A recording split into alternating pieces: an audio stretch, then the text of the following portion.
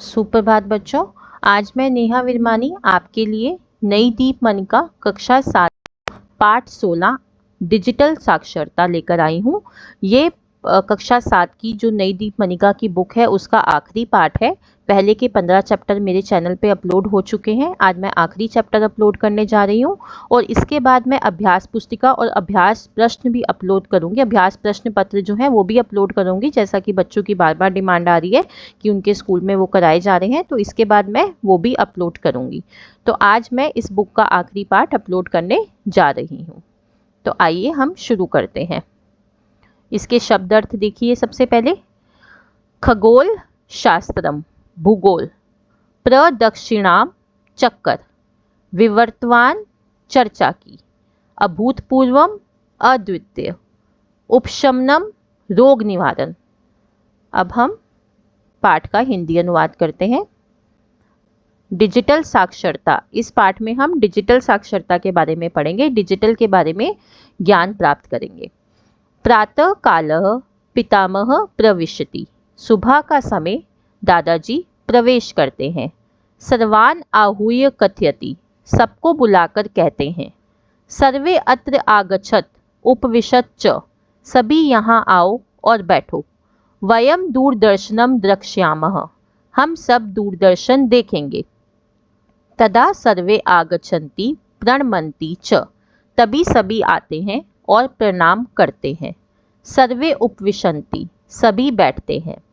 पितामह दादाजी, अत्र पश्यत, यहाँ देखो, भारतस्य वैज्ञानिकः नामक कार्यक्रम, भारत के वैज्ञानिक नामक कार्यक्रम।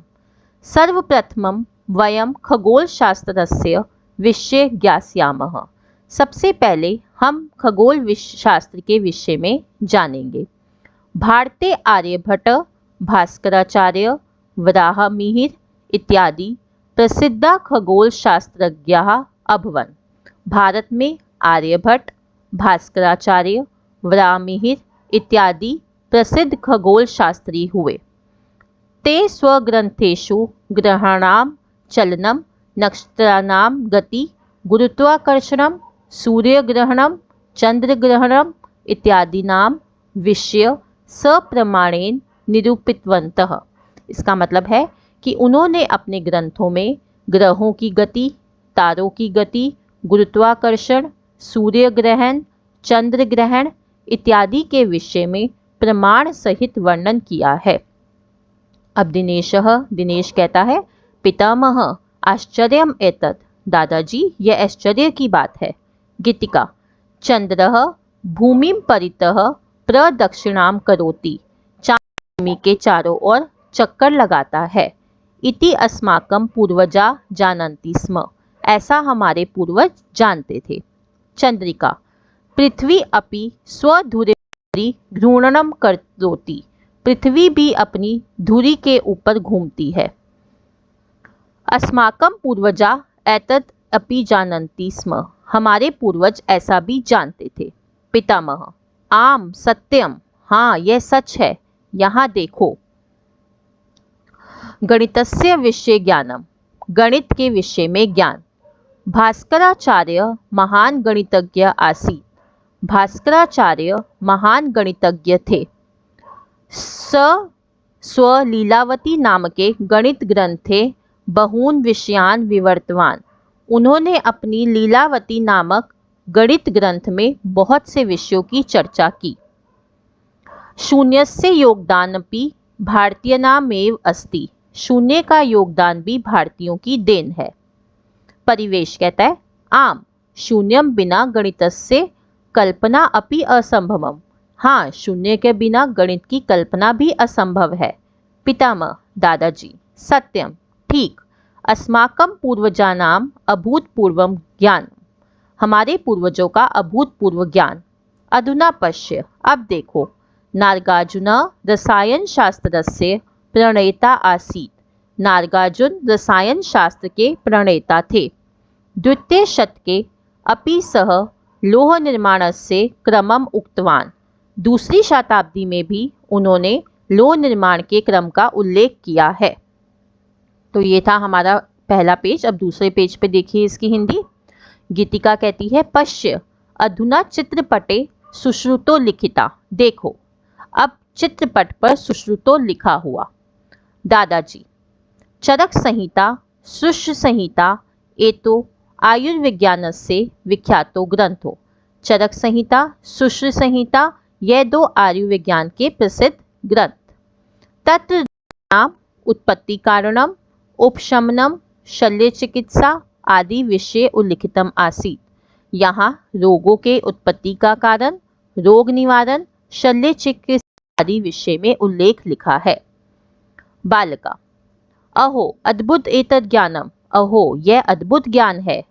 दादाजी एतद् ज्ञानम एवं अन्यत् अपि बहु ज्ञानम यूयम दूरदर्शन यंत्रेण प्राप्तुम समर्था। यह ज्ञान तथा अन्य भी बहुत ज्ञान हम सब टेलीविजन के माध्यम से प्राप्त कर पाते हैं। अधुना यूयम सर्वे स्वज्ञानवर्धनाय अपि दूरदर्शनस्य सदुपयोगम कृत्वा स्वज्ञानवर्धनम कुरु। अब तुम सारे अपना ज्ञान बढ़ाने के लिए भी दूरदर्शन का सदुपयोग कर अपना ज्ञानवर्धन करो। बालकः अब अन्य बालक क्या कहते हैं? अन्य बालक कहते हैं उचितम पितामह, ठीक है दादाजी, धन्यवाद, तब तुम्हारा धन्यवाद। वयम एतदेव करिष्यामः, हम सब ऐसा ही करेंगे। अन्यानि अपि कार्याणि दूरदर्शनम यंत्रेण द्रक्ष्यामः, अन्य कार्यक्रम भी दूरदर्शन पर देखेंगे या टेलीविजन पर देखेंगे। पितामह उत्तमम, ठीक है। अधुना ही गृत्वा क्रीड, अब बाहर जाकर खेलो। तो ये था हमारा पाठ का हिंदी अनुवाद। यहाँ हमारा हिंदी अनुवाद खत्म हो जाता है। अब हम बढ़ते हैं इसके अभ्यास कार्य की ओर। प्रश्न 1 है उचित पदय रिक्त स्थानानि पूरयत। उचित पदों के द्वारा रिक्त स्थान भरिए। सा या नात। अब देखिए ऊपर आपके जो पद दिए हुए हैं उनके साथ उपसर्ग भी लगे हुए हैं, तो उसमें आपने क्रिया लगा के रिक्त स्थान भरना है। जैसे कि आपको क्रियाएं भी दी हुई हैं, अब आपने उसमें विभक्ति लगा के उसको भरना है। सा या नात, वह यान से अवतरती उतरती है। माता शिशुम, माता शिशु को आलिंगती गले लगाती है। सेवकः अधिकारिणम, सेवक अधिकारी का अनुसरती अनुसरण करता है। वानर वृक्षात, बंदर वृक्ष से आरोहति वृक्ष पर चढ़ता है। स ग्रंथलयात पुस्तकम, वह ग्रंथालय से पुस्तक लाता है। आनयति। बालक कक्षायाम, बालक कक्षा में उपविशति बैठता है। प्रश्न 2 उचित क्रियापद रूपाणी लिखत। अब यहाँ पे भी क्रियापद अपने आप आपने वो दिया हुआ है, क्रियापद विभक्ति लगा के लिखनी है। छात्र शालाम आगच्छति, छात्र शाला से आता है। कक्षायाम प्रविशति, कक्षा में प्रवेश करता है। आसंदिका उपविशति, कुर्सी पर बैठता है। पुस्तकम संपठति, पुस्तक पढ़ता है। शिक्षकाय प्रदर्शति, शिक्षक को शिक्षक के लिए प्रदर्शित करता है। वानरः वृक्षम, बंदर पेड़ पर चढ़ता है। शाखायाम उपविशति, शाखा पर बैठता है। फलानी संग्रहति, फल इकट्ठा करता है। अन्य वानरः उपहसन्ति, अन्य बंदर हंसते हैं। अब बहुत सारे बंदर हैं तो उपहसन्ति आएगा, बहुवचन आएगा। वृक्षात अवतरति, वृक्ष से उतरता है। प्रश्न 3 है स्थूलानी क्रियापदानी शुद्धानी कुरुत। अब क्रियाओं को करना है। बालका जनान अनुकरोति, अब बहुत सारे बालक हैं तो अनुकरोति नहीं आएगा, अनुकुर्वन्ति आएगा। नर कार्याणि अनुकुर्वन्ति, अब नरः एक नर, एक आदमी बात हो रही है तो अनुकरोति आएगा, कुर्वन्ति नहीं आएगा। वयम ग्रामात, अब वयम के साथ क्या आएगा? आगच्छन्ति तो नहीं आएगा, आगच्छामः, क्योंकि वयम के साथ आमः आता है। सिंहा मृगः, अब सिंहा बहुत सारे शेरों की बात हो रही है तो प्रहरती नहीं आएगा, प्रहरन्ति। आवाम सुखम, आवाम के साथ क्या आएगा? आवाम के साथ आता है अनुभवावम नहीं, अनुभवावह।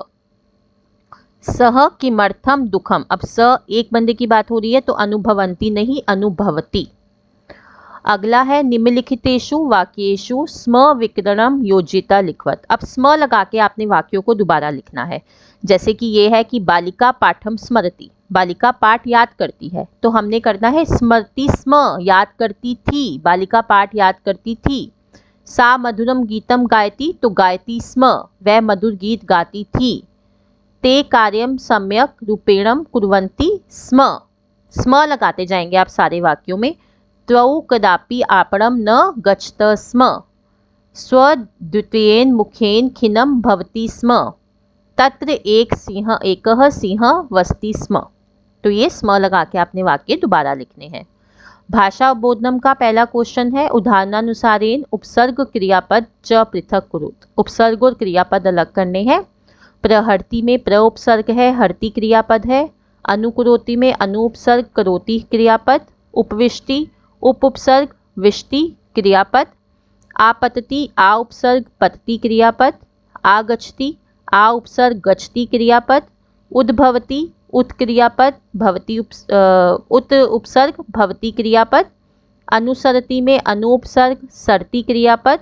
उपकरोति में उप उपसर्ग, करोति क्रियापद। निर्गच्छति में निर उपसर्ग, गच्छति क्रियापद। प्रश्न 2 है, उदाहरणम अनुसृत्य उपसर्गान लिखत। अब उपसर्ग अलग करके लिखने हैं। अनुसृत्य में अनु उपसर्ग है, अपमान में अप उपसर्ग है, अधिगम्य में अधि उपसर्ग, निर्गता निर उपसर्ग, अवगच्छति अव उपसर्ग, प्राध्यापकः प्र उपसर्ग। तो यहाँ हमारा अभ्यास कार्य भी समाप्त हो जाता है। अब मैं आशा कर रही हूँ आपको ये पाठ समझ आ गया है, और अंत में मैं यही कहूँगी, kindly like, share, subscribe and comment my channel the education truth. धन्यवाद।